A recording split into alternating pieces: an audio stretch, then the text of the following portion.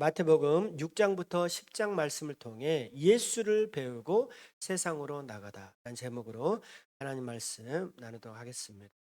우리 지난 시간에 우리가 1장부터 5장까지 중에 5장 말씀에 보면 예수님이 우리를 향해서 너희는 세상의 빛이다. 그리고 너희는 세상의 소금이다. 라고 우리에게 말씀을 해 주셨습니다. 여러분, 소금은 어떻습니까?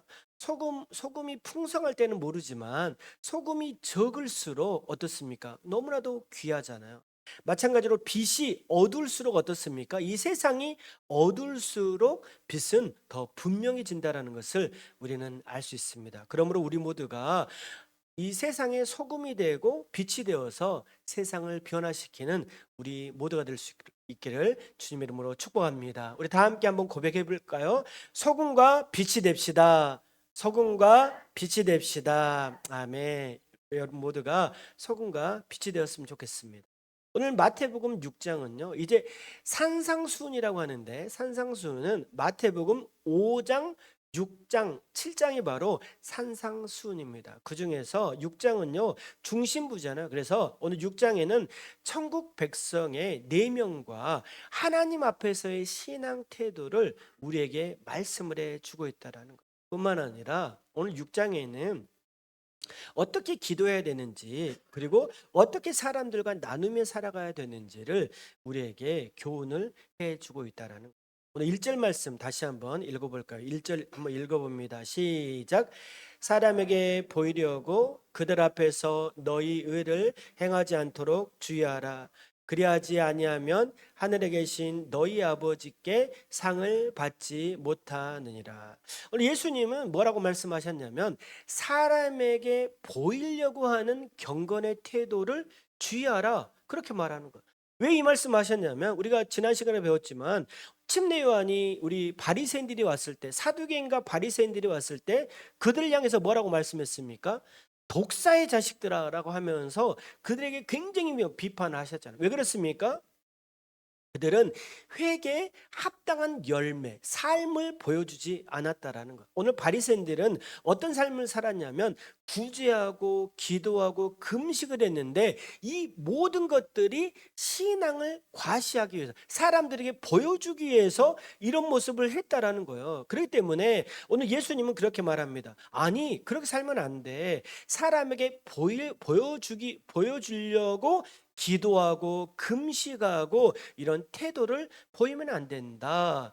이 사람은 뭐예요? 이미 사람들에게 칭찬을 받았죠. 아, 당신은 구제하는군요. 그렇기 때문에 사람들이 박수를 치잖아요. 그렇기 때문에 뭐예요? 사람들에게 칭찬을 이미 받았다. 그래서 하늘의 상을 잃어버렸다라고 예수님이 말씀을 해주고 있다라는 거예요. 그러면 어떻게 우리가 구제하고 이런 선행을 베풀어야 되는가? 3절 말씀에 그렇게 말하고 있어요. 3절입니다. 3절에 이렇게 말하고 있잖아요.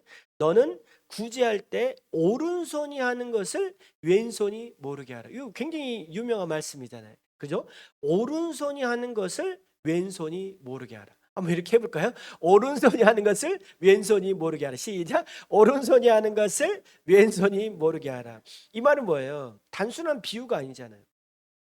외식하는 바리새인들처럼 막 남들에게 과시하면서 사람들을 보여주지 말고 은밀한 중에 우리를 도우시고 인도하신 그 하나님 앞에서 그렇게 은밀하게 사람들을 도와줘라 그렇게 말하고 있다는 이건 무엇입니까? 바로 순수한 동기에서 하는 경건, 이것이 바로 굉장히 중요하다는 것. 뿐만 아니라 예수님은 뭐라고 말씀하셨냐? 기도도 마찬가지라는 거예요. 기도도 은밀한 중에 계신 네 아버지께 기도해야 된다. 우리의 기도를 들으시는 주님. 내가 하나님 앞에 좀 서툴어도 우리 모치님 그러시는 거. 기도하는데 어렵다. 서툴러도 하나님 앞에 기도하는 거예요. 그러면 어떻습니까? 하나님이 우리의 은밀한 중에 기도하는 그 기도도 하나님이 들어주신다라고 말씀하고 있다라는 거예요. 그러면서 9절부터 13절에 우리에게 뭘 가르쳐 주고 있냐면 기도를 가르쳐 주기도문을 알려주고 있는 거예요.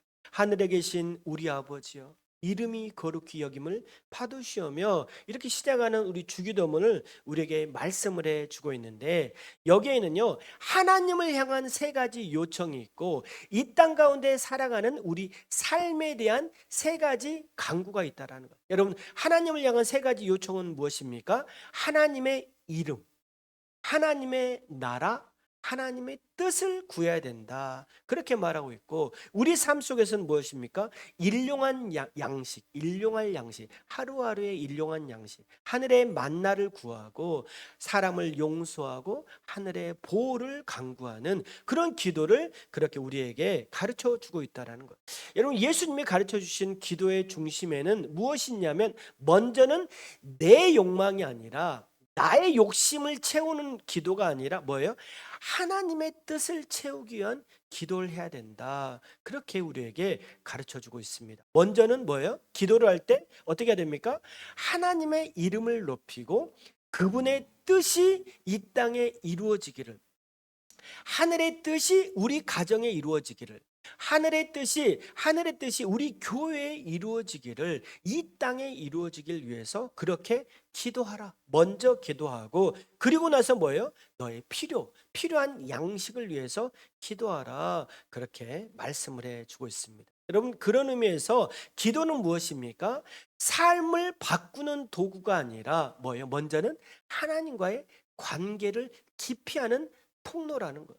여러분 그런 의미에서 우리가 기도를 하면 하나님과 연결되어지잖아요. 그런 의미에서 너무나도 중요합니다. 우리 모두 믿음의 기도를 통해 하나님과 더욱더 친밀해지는 성도가 될 수 있기를 주님의 이름으로 축복합니다. 그리고 예수님은요 금식에 대해서 교훈해 주시고 물질에 대해서 교훈을 해 주십니다. 오늘 물질에 대해서 하나님이 교훈하시는데 21절입니다. 21절 말씀 같이 한번 읽어봅시다. 시작. 내 보물이 있는 그곳에는 내 마음도 있느니라. 너무 중요하잖아. 네 보물이 있는 곳에 네 마음도 있다. 여러분 세상의 재물은 어떻습니까? 시간이 지나면 없어지잖아요. 세상의 도구들은 녹슬고 사라지지만 여러분 하늘의 보물은, 하늘의 보화는 영원히 사라지지 않잖아요. 그래서 주님 그러시는 거예요. 네 시선이 어디에 있느냐?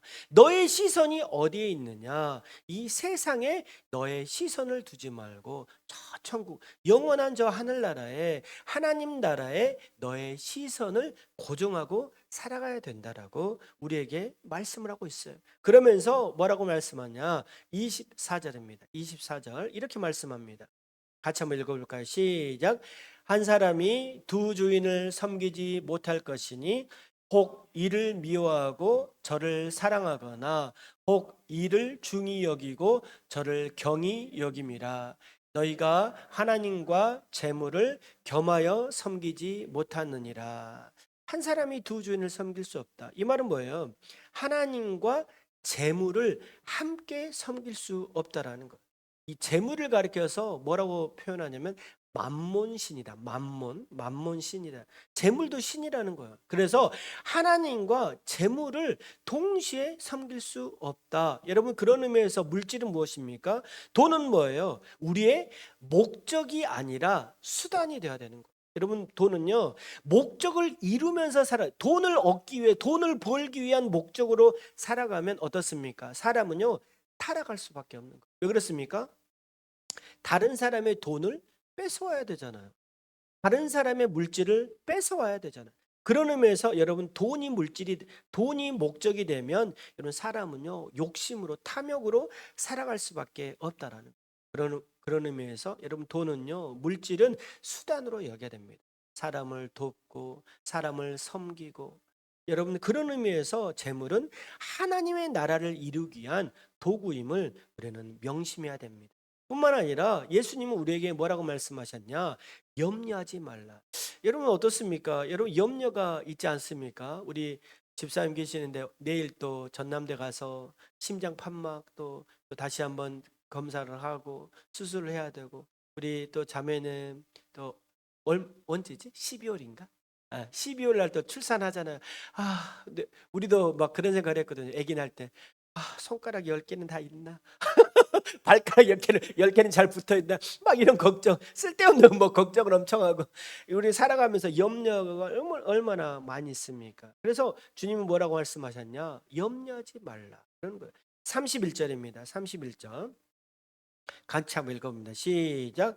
그러므로 염려하여 이르기를 무엇을 먹을까 무엇을 마실까 무엇을 입을까 하지 말라. 예수님은요 인간의 우리 가장 현실적인 문제를 말씀하시는 거예요. 그러면서 너의 생존의 문제인 무엇을 먹을까 무엇을 마실까 무엇을 입을까 염려하지 말라 그렇게 말하고 있는 거예요. 왜 그렇습니까? 먹고 사는 문제가 너무나도 중요하지만 염려하지 말라고 하는 예수님의 이유가 있다는 거. 세 가지 이유가 있는 거예요. 첫 번째 이유는 무엇이냐? 32절 말씀 보니까 32절에 그렇게 말하고 있어요. 너희 하늘 아버지께서 이 모든 것이 너희에게 있어야 할 줄을 아시느니라. 여러분 주님은 다 알고 계십니다. 여러분 우리의 필요를 너무나도 알고 계신다라는 거예요. 여러분 우리는 이것을 믿어야 됩니다. 하나님께서는 내가 무엇이 부족한지 무엇이 필요한지를 알고 계십니다. 그렇기 때문에 여러분은 하나님을 믿어야 되는 거예요. 뿐만 아니라 두 번째로 하나님은요 이 자연을 돌보시고 있다라는 거예요. 공중의 새도 하나님은 기르시죠. 들의 백합화도 하나님이 기르신다라는 것. 여러분 자연을 돌보시는 하나님이 마땅히 하나님의 피조물로 하나님의 형상으로 만들어진 여러분 하나님의 자녀를 돌보시는 것 당연합니다. 여러분 하나님은요 우리를 돌보시는 줄로 믿습니다.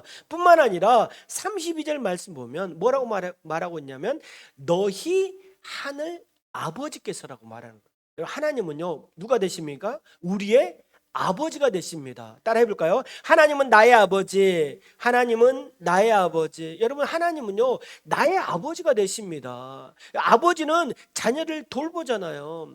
하나님은요 자녀처럼 정말 우리를 돌보시고 사랑으로 인도하시고 나의 모든 필요를 알고 도와주시는 분. 여러분 그분이 누구라고요? 우리 하나님이 되십니다. 우리 아버지가 되십니다. 그렇기 때문에 오늘 예수님은 그러시는 거예요. 미래의 불안이 있지만 이렇게 말합니다. 34절입니다. 34절 우리 같이 한번 읽어봅니다. 시작. 그러므로 내일 위하여 염려하지 말라. 내일 일은 내일이 염려할 것이요 한날의 괴로움은 그날로 족하니라. 아멘. 여러분 내일을 위해서 염려하지 말아라. 내일 일은 내일이 염려하게 하고 한날 한날 하루하루를 선물로 알고 그렇게 살아고 합니다. 우리에게 그렇게 말씀합니다. 여러분 선물이 영어로 프레젠트잖아요. 그런데 현재도 프레젠트예요. 이 말은 무엇이냐면 하루하루가 한날 한날이 우리에게는 선물과 같은 거예요. 여러분 오늘 하루를 여러분 주님이 우리에게 주신 선물로 여기고 믿음으로 살아갔으면 좋겠습니다. 여러분 염려의 반대말이 무엇일까요? 염려의 반대말이 믿음인 거예요. 믿음. 여러분 믿음으로 살아가는 게 너무나도 중요합니다. 어제 또 우리 집사님이랑 통화하면서 어떻게 하기로 했습니까? 그랬더니 월요일 날 또 전남대 가서 또 우리 예약을 하고 수술 날짜를 잡는다고 하더라고요. 그러면 내일 주일날 교회 오십니까? 당연히 가야죠. 여러분 이게 굉장히 중요하잖아요. 33절에 주님이 그러시는 거예요. 염려하지 말라라고 하시면서 주님이 뭐라고 하셨냐면 그런즉 너희는 먼저 그의 나라와 그의 의를 구하라. 그리하면 이 모든 것을 너희에게 더하시리라. 여러분 오늘도 염려와 근심이 있지만 여러분 우리 먼저 하나님의 나라와 영광을 위해서 살아가는 귀한 성도가 되기를 주님의 이름으로 축복합니다. 마태복음 7장으로 넘어가면 이제 산상수훈의 결론입니다. 하늘나라 백성으로 어떻게 살아가야 되는지를 우리에게 말씀을 해주고 있는데 1절입니다. 7장 1절 읽어볼까요? 시작. 비판을 받지 아니하려거든 비판하지 말라. 여러분 비판하는 것 얼마나 잘합니까? 우리 딱 지나가면서 비판하잖아요. 우리 젊은 사람들은 저 사람이 무슨 옷을 입었지? 무슨 말을 하지? 어떤 행동을 하지? 여러분 사람을 보면서 여러분 우리가 얼마나 비판합니까? 여러분 비판하지 말라는 거 성경은 옳고 그름을 판단하지 말라라는 거. 이 말은 무엇이냐면 다른 사람을 정죄하지 말라 그러는 거예요. 그러면서 뭐예요? 네 눈에 있는 들보를 보라는 거예요. 네 눈에 있는 들보를 보고 형제 눈에 있는 다른 사람 눈에 있는 티를 보지 말고 네 눈에 있는 들보를 봐라. 존보트를 보라는 거죠. 이 말은 무엇입니까? 저는 눈이 좀 밝은 것 같아. 그래가지고 사람 막 옷에 있는 막 티 같은 거 있잖아요. 뭐 잡티 같은 거 붙어 있으면 띄워줘요. 띄워주고 싶어 막. 그런데 제 옷도 엄청 더러운데 어느 날은 제 옷을 봤거든요. 내 옷도 엄청 더러운데 다른 사람 뭐 옷에 있는 막 티를 띄워주려고 그렇게 하는데 연약한 모습을 봤거든요. 여러분, 사람을 비판하기보다는 감싸주고 품어주고 안아주는 이런 사랑의 태도가 너무나도 중요하다는 거예요. 뿐만 아니라 예수님은요, 기도의 중요성을 우리에게 강조하십니다. 7절입니다. 7절. 7절 읽어봅니다. 시작. 구하라 그리하면 너희에게 주실 것이요 찾으라 그리하면 찾아낼 것이요 문을 두드리라 그리하면 너희에게 열릴 것이니. 예수님은요 3번 명령하십니다. 뭐라고요? 구하라, 찾으라, 두드리라. 여러분, 예수님은 왜 이렇게 비슷한 말씀을 3번에 걸쳐서 하셨을까요? 중요하니까 그러는 거예요. 중요하니까 기도하라는 거. 하나님 앞에 기도하라는, 하나님 앞에 구하라는 거예요. 너희 어려움이 있으면, 너희 필요한 게 있으면, 여러분 아프고 힘들면 하나님 앞에 기도하라는 거예요. 그래서 3번 걸쳐서 예수님이 반복하잖아요. 구하라, 찾으라, 두드리라. 따라해 볼까요? 구하라, 찾으라, 두드리라.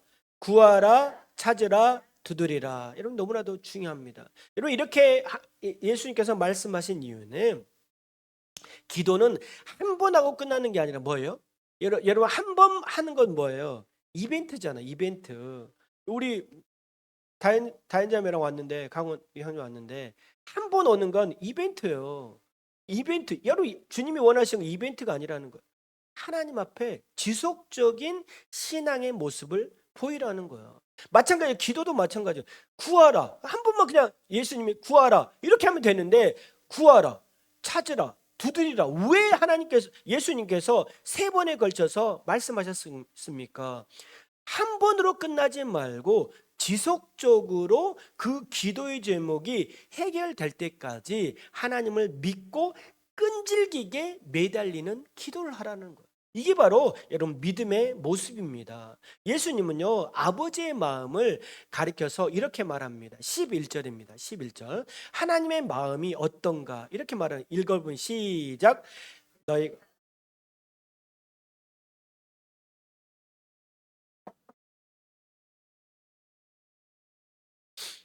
구하는 자에게 좋은 것으로 주시지 않겠느냐. 아무리 악한 아버지라 하더라도 뭐예요? 자식에게는 좋은 걸 주잖아요. 나는 못 먹더라도, 나는 못 먹더라도 이거 있잖아요. 어머님은 짜장면이 싫다고 하셔. 엄마도 짜장면 좋아하지. 근데 뭐예요? 자식 먹이려고 본인이 안 먹은 거잖아요. 그거요. 아무리 악한 자라도 자식에게는, 자녀에게는 여러분 좋은 걸 주십니다. 하나님도 마찬가지인 거예요. 여러분, 하나님은 어떤 분이십니까? 여러분, 하나님은 좋으신 분입니다. 하나님은 선하신 분입니다. 하나님은요 우리가 기도하는 것을 응답하시는 좋으신 하나님인 거예요. 여러분, 그렇기 때문에 하나님께 구하면, 구하고 찾고 두드리면 여러분 우리 하나님은요 주십니다. 여러분, 순수한 마음으로 하나님 앞에 기도합시다. 하나님 앞에 기도하면 우리 하나님은요, 간절하게 하나님 앞에 기도하면 우리 하나님은 좋은 것으로 주시고 선한 것으로 우리를 인도해 주실 줄로 믿습니다. 그러면서 주님이 뭐라고 말씀하셨냐면 13절 말씀 보니까 좁은 문으로 들어가라. 좁은 문으로 들어가.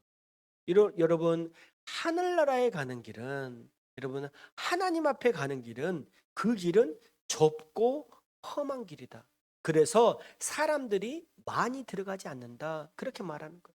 하지만 어떻습니까? 이 세상의 길은 넓고 편하다. 멸망으로 가는 길은 넓고 편하다. 하지만 생명의 문은 좁고 험하다.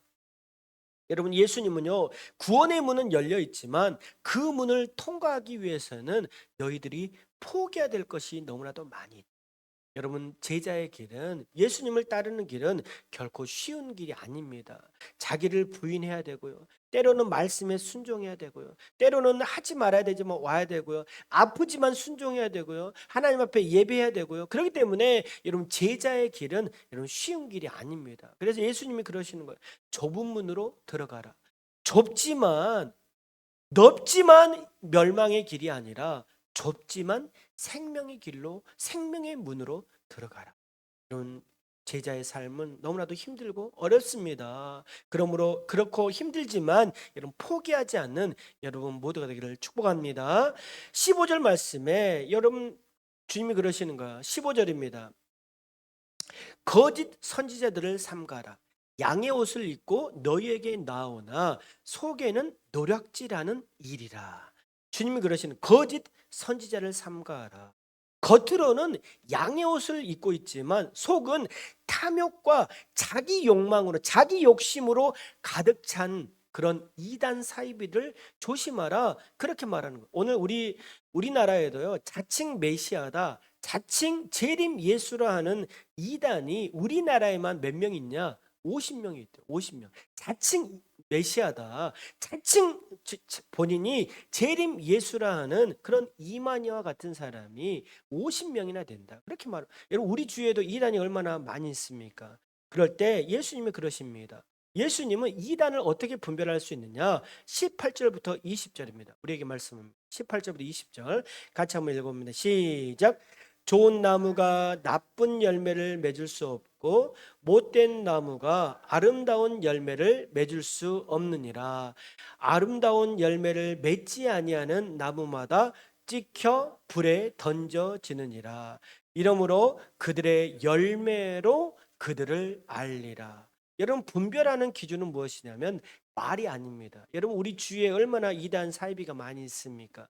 우리의 마음을 미혹하는 여러분 이단 사이비가 얼마나 많이 있습니까? 여러분, 그들은요, 말이 아니라 열매로 알 수 있는 거예요. 여러분 주위에, 여러분 굉장히 요즘 사회적 문제가 많이 발생하고 있는 많은 문제들이 있습니다. 여러분, 좋은 나무는요, 아름다운 열매를 맺습니다.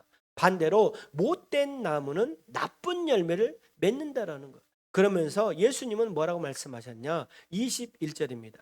나더러 주여 주여 하는 자마다 다 천국에 들어갈 것이 아니요 다만 하늘에 계신 내 아버지의 뜻대로 행하는 자야 들어가리라. 주님이 그러시는 거예요. 거짓 선지자, 이단 사이비에 미혹되지 말아라. 그리고 뭐예요? 말씀 위에 서야 된다. 여러분, 말씀 위에 굳건히 서면, 말씀이 내 속에 충만하면 여러분 흔들리지 않는다라는 거예요. 여러분, 지혜로운 사람은 말씀 위에 굳건히 서 있는 사람입니다. 24절입니다.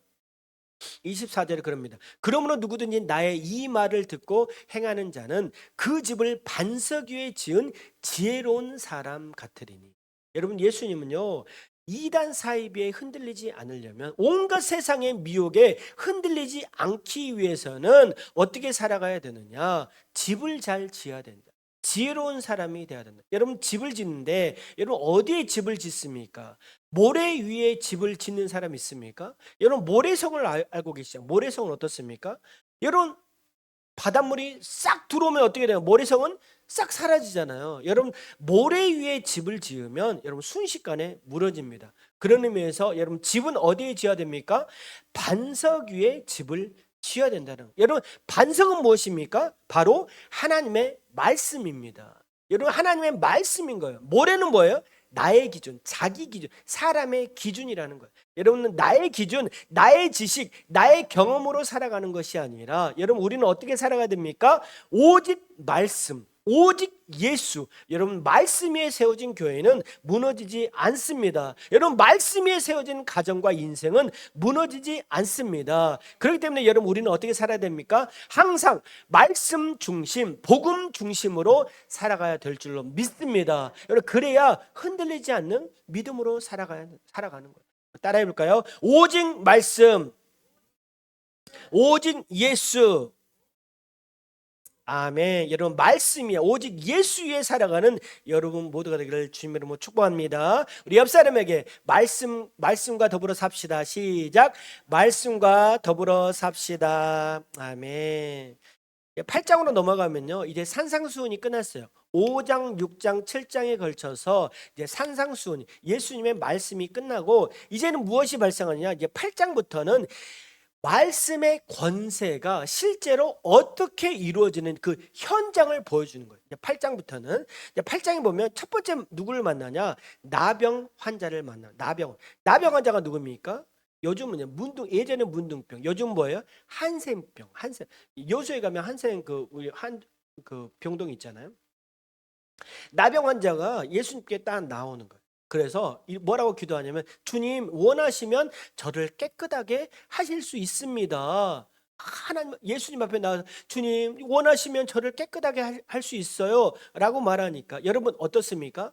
나병 환자는 이 손가락이 무너지잖아요. 고통을 못 느끼잖아요. 딱 무너져도. 그래서 막 손이 막 나잖아요. 근데 너무나도 불결하잖아요. 위생적으로 안 좋잖아요. 사람이 접근하기도 힘들잖아요. 그런데 예수님은 어떻게 그의 병을 고치셨냐면 그의 손을 만지는 거예요. 야, 어떻게 그 나병 그 걸린 막 이 뭉그러진 뭉겨진 그 손을 만질 수 있을까요? 사람은 불결하게 여기는데. 근데 예수님은요, 그 손을 만지셔서 그의 병을 낫게 해 주셨다는. 두 번째로 또 누구를 만나냐면 백부장을 만납니다. 여러분, 백부장이 누구입니까? 백부장? 여러분, 백부장 배웠잖아요. 백부장이 누구예요? 모세가, 장인 이드로가, 이제 모세가 많은 사람들을 판결하는 게 너무 힘들어하니까 장인 이드로가 말해서 제안했잖아요. 천부장을 세우고 백부장을 세우고 십부장을 세우세요. 그렇게 말했을 때 우리 모세가 세웠던 사람이 누구예요? 백부장이잖아요. 여기서 말하는 백부장은 누구냐면 100명의 장수를 거느린 사람인 거예요.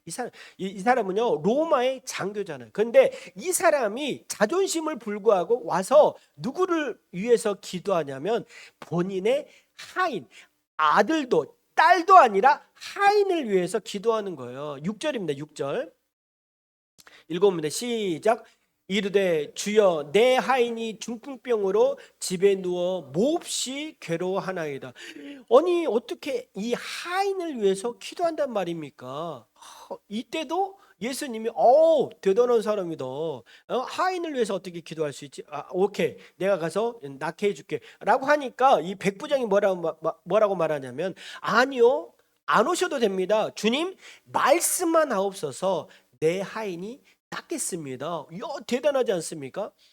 여기가 아니라, 이 현장이 아니라 집에 있잖아. 집에 있는데 예수님은 하나님의 아들이니까 말씀만 하십시오. 나을 수 있을 것입니다. 본인도 그런 거예요. 내가 명령을 하면 부하도 따릅니다. 예수님도 말씀만 하면 병이 나을 줄로 믿습니다. 그렇게 고백하는 거예요. 이거 놀라운 고백인 거예요. 그래서 예수님이 그를 칭찬하십니다. 그의 믿음을 보고 칭찬하는 거예요. 10절입니다. 10절 말씀 읽어봅니다. 시작.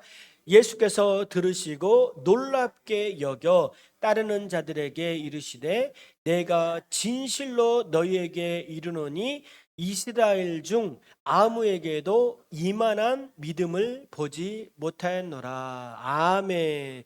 야, 대단한 거예요. 말씀으로 명령만 하면 나을 것입니다 라고 하는 믿음, 너무나도 놀랍잖아요. 예수님요, 그의 믿음을 보시고 그의 하인을 낫게 하셨다라는 거. 우리 한번 선포해 볼까요? 믿음대로 됩니다. 믿음대로 됩니다. 아멘. 여러분, 그러므로 믿음으로 선포하십시오.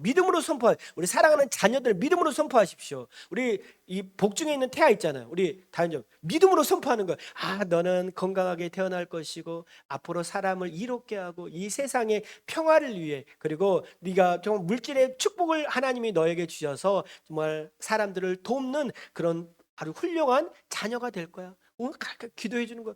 복중에 있는 태아를 위해서 기도합니다. 심장을 만지면서 기도하는 거예요. 하나님, 나의 심장을 하나님이 고쳐주실 줄로 믿습니다. 여러분, 믿음대로 됩니다. 여러분, 믿음으로 선포하며 나아가는, 믿음대로 살아가는 믿음의 정말 사람이 될 수 있기를 주님 이름으로 축복합니다.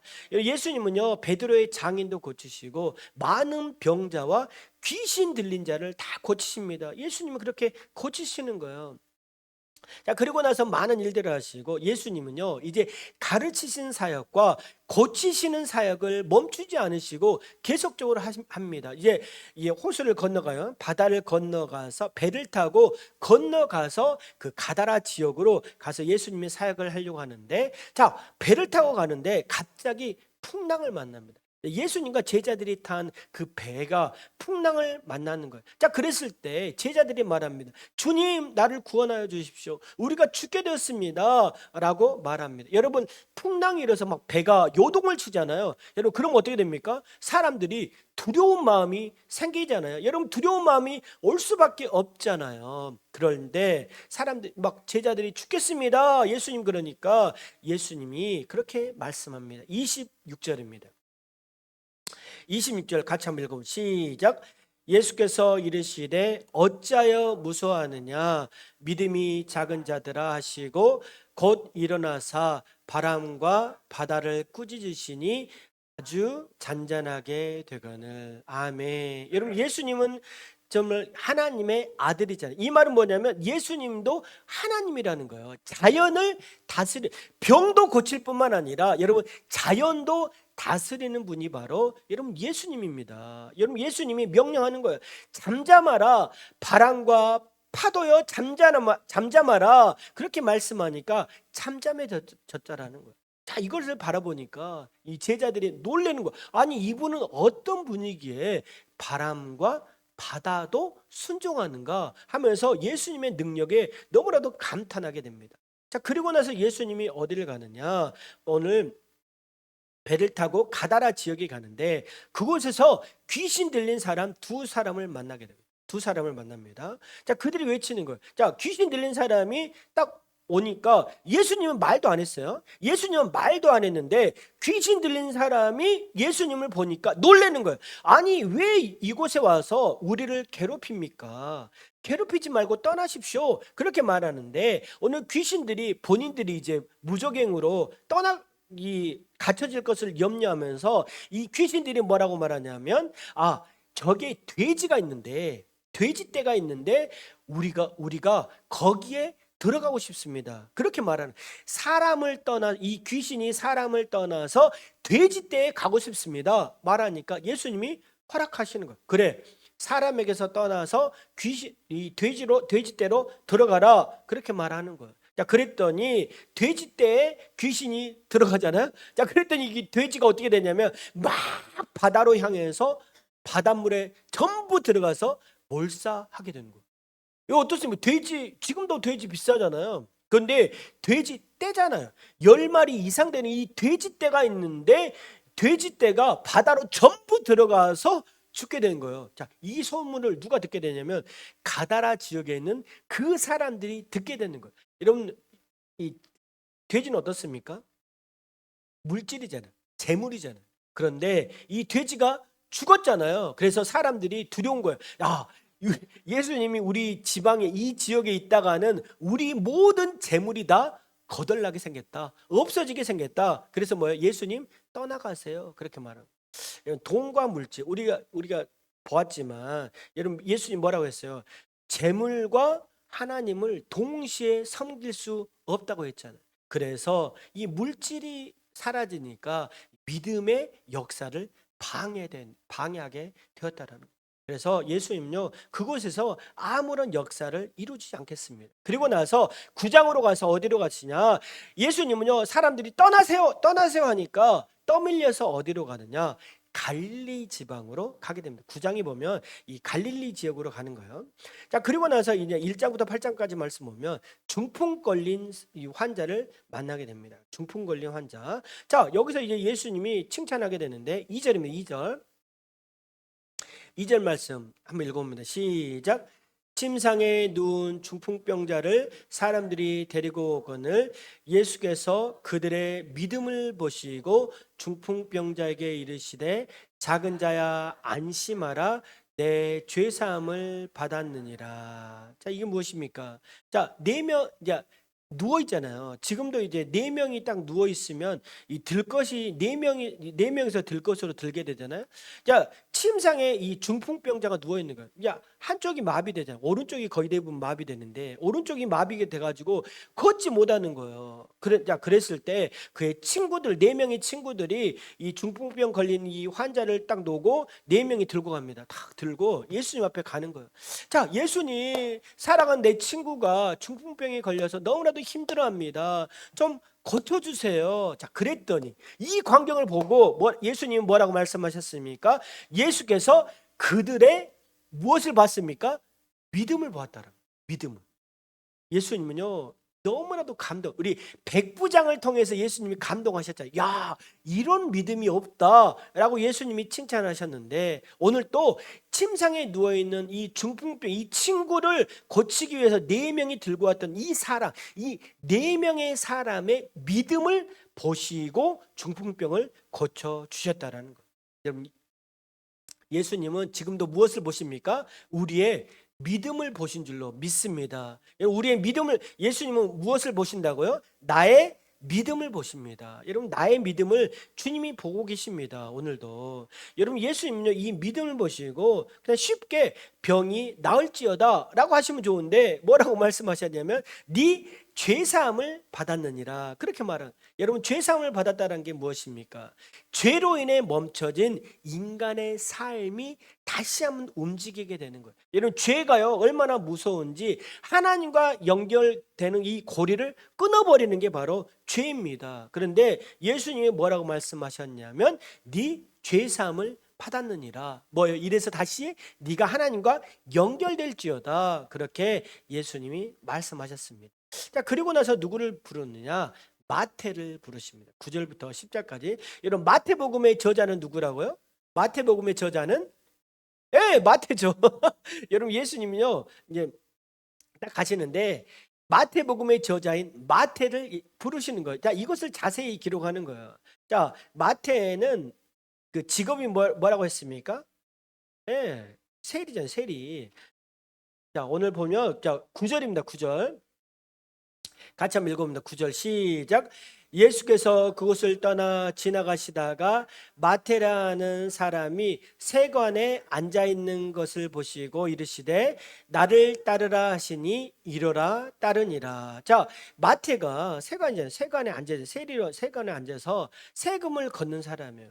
자, 이게 쉽게 말하면 마태의 직업은 세리인데, 이건요 이스라엘 백성들에게는 매국노 같은 거예요. 왜 매국노 같은 거냐면, 자, 이 동족, 이스라엘 동족의 돈을 걷어서 본인이 스스로 조금 떼고 로마에 바치는 사람이에요. 자, 그러니까 이스라엘 사람들이 볼 때는 저 사람 죄인이다고, 너무나도 안 좋은 사람이다라고 막 손가락질을 하는 사람. 손가락질을 하지만 그 사람한테는 세금을 조금이라도 덜 걷어야 되니까 사람들이 그냥 어쩔 수 없이 고개를 숙여야 되는 그런 사람이었다라는 거예요. 그런데 이 사람이 뭐라고 했냐면, 이 사람을 딱 보시고 예수님이 나를 따르라 그런 거예요. 그랬을 때 어떻습니까? 마태가 일어나서 바로 따랐다라는 거예요. 여러분, 제자는 어떤 사람입니까? 제자는 어떤 사람이에요? 바로 순종하는 사람이 제자입니다. 여러분, 예수님은요 마태 이 순수한 마음을 보시고 그들을 불렀다라는 것입니다. 자, 그리고 나서 쭉 넘어가면 27절에서 34절에 보면 두 명의 맹인이 또 나옵니다. 맹인이 나오는, 다윗의 자손이여 우리를 불쌍히 여기소서, 그렇게 말하는 거예요. 멀리서 예수님이 오는 소문을 듣고, 맹인이니까 앞이 안 보이니까 다윗의 자손이여 우리를 불쌍히 여기소서. 예수님이 그러는 거예요. 내가 능히 이 일을 할 줄 믿느냐, 그렇게 말하니까 그들은 이렇게 고백합니다. 내가 능히 이 일을 할 줄 믿습니다 라고 말하니까 29절 예수님이 이렇게 말한, 이에 예수께서 그들의 눈을 만지시며 이르시되 너희 믿음대로 되라. 여러분, 계속 반복을 하잖아요. 뭐가 중요하다라고요? 믿음이 중요하다는 거예요. 여러분, 주님을 따르는 것은 무엇이 중요합니까? 신앙생활하는 게 무엇이 중요합니까?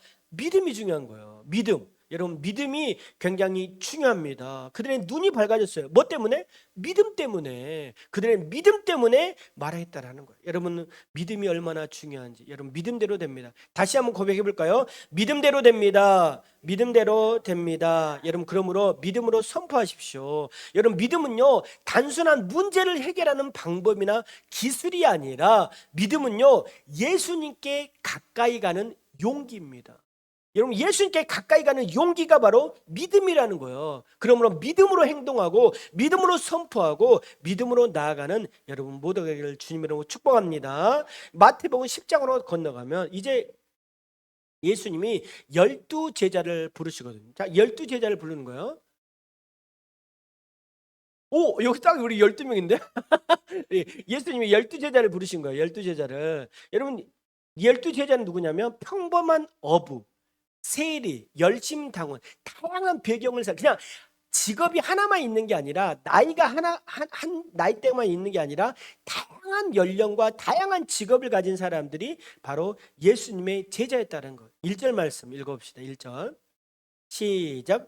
예수께서 그의 12제자를 부르사 더러운 귀신을 쫓아내며 모든 병과 모든 약한 것을 고치는 권능을 주시니라. 아멘. 그들은 평범한 어부였지만 여러분 예수님이 뭐라고 했어요?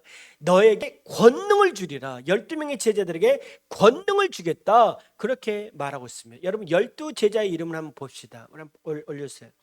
베드로, 안드레, 세베대의 아들 야고보, 형제 요한, 빌립, 바돌로메, 도마, 마태, 알페오의 아들 야고보, 다데오, 시몬, 가롯, 유다. 그렇게 말합니다. 야, 그런데 자, 거기 제일 뒤에 있는 가롯 유다.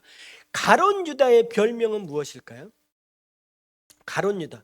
자, 성경을 보면 늘 가롯 유다에 대한 이야기가 나오는데 가롯 유다는 뭐라고 말합니까?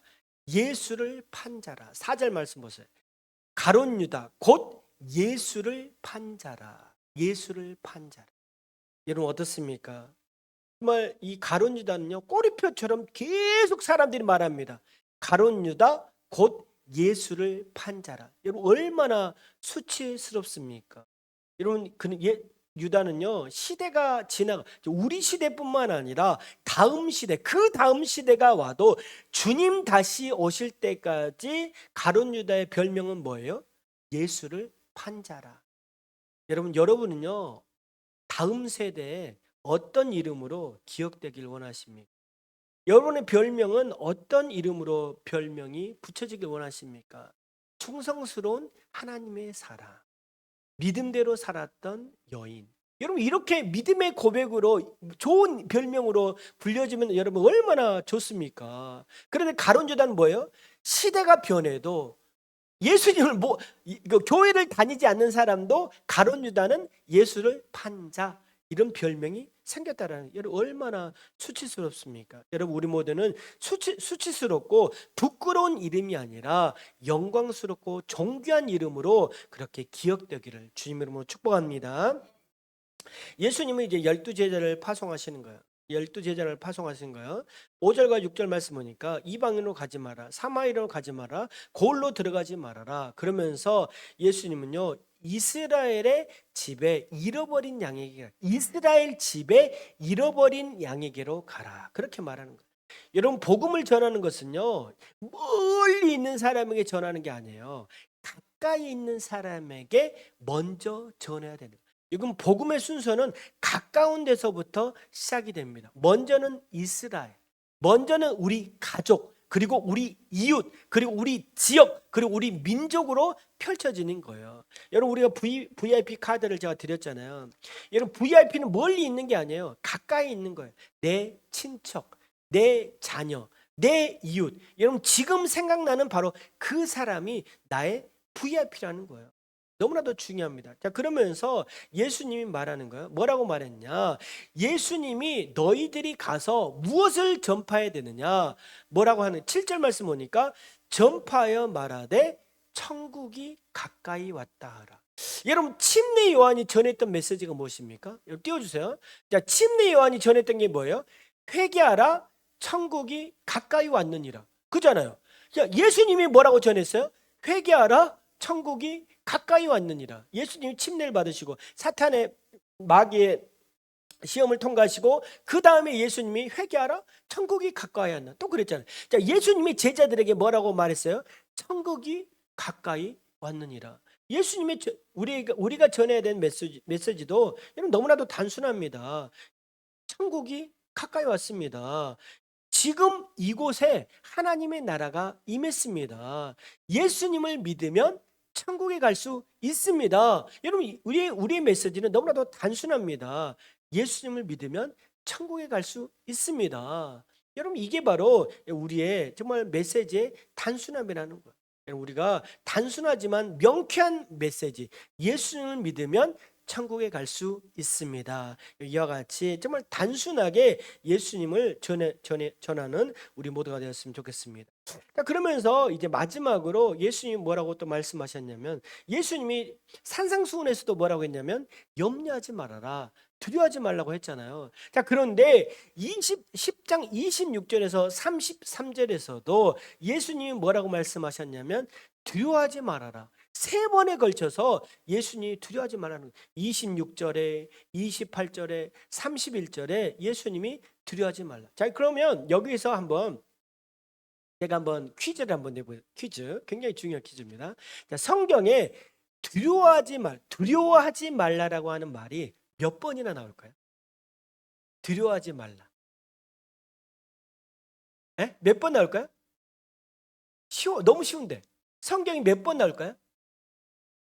1년? 1년? 예수님이 이 성경에 두려워하지 말라라는 말이 몇 번 나오냐면 365번 나오는. 너무 신기하죠? 두려워하지 말라는 메시지가 365번 나오는. 야, 이 말은 무엇이냐면 우리는 매일매일 염려와 두려움 속에 살아가는 거예요. 자, 그렇기 때문에 성경은 뭐라고 말씀하시냐? 예수님은 뭐라고 말씀하셨냐? 두려워하지 말아라. 두려움과 염려와 걱정과 근심이 있을 때 뭐예요? 예수 계속 말했잖아요. 아픈 사람에 너의 믿음대로 될지어다. 믿음을 가지라는 거예요. 우리가 기억해야 될 것은 무엇이냐? 31절입니다. 마지막으로 31절 말씀 같이 한번 읽어봅시다. 31절 읽어봅니다. 시작. 두려워하지 말라. 너희는 많은 참새보다 귀하니라. 아멘. 여러분, 주님은 우리는요 참새보다, 이 말은 뭐예요? 세상 만물보다 우리는 하나님의 형상으로 만들어졌잖아요. 우리는 하나님의 자녀잖아요. 우리 머리털까지 세시는 그 주님이 우리를 인도하시잖아요. 우리를 붙들어 주시잖아요. 우리를 보호하시고 인도해 주시잖아요. 여러분, 그러므로 두려움을 물리치시고 승리하는 여러분 모두가 되기를 축복합니다. 여러분, 우리는요 하나님이 우리를 도우십니다. 하나님이 붙들어 주십니다. 나의 연약함을 살피십니다. 그렇기 때문에 우리에게 필요한 게 뭐예요? 믿음이라는 거예요. 계속적으로 우리 성경 계속적으로 말하잖아요. 뭐예요? 8장부터 10장까지 너의 믿음대로 될지어다. 믿음대로 됩니다. 여러분, 그러므로 믿음으로 선포하시고 믿음으로 나아가시고, 그래서 이번 한 주간도 여러분 삶 속에서 믿음으로 승리하는 여러분 모두를 축복합니다. 우리 옆 사람에게 믿음대로 됩니다. 시작. 믿음대로 됩니다. 아멘.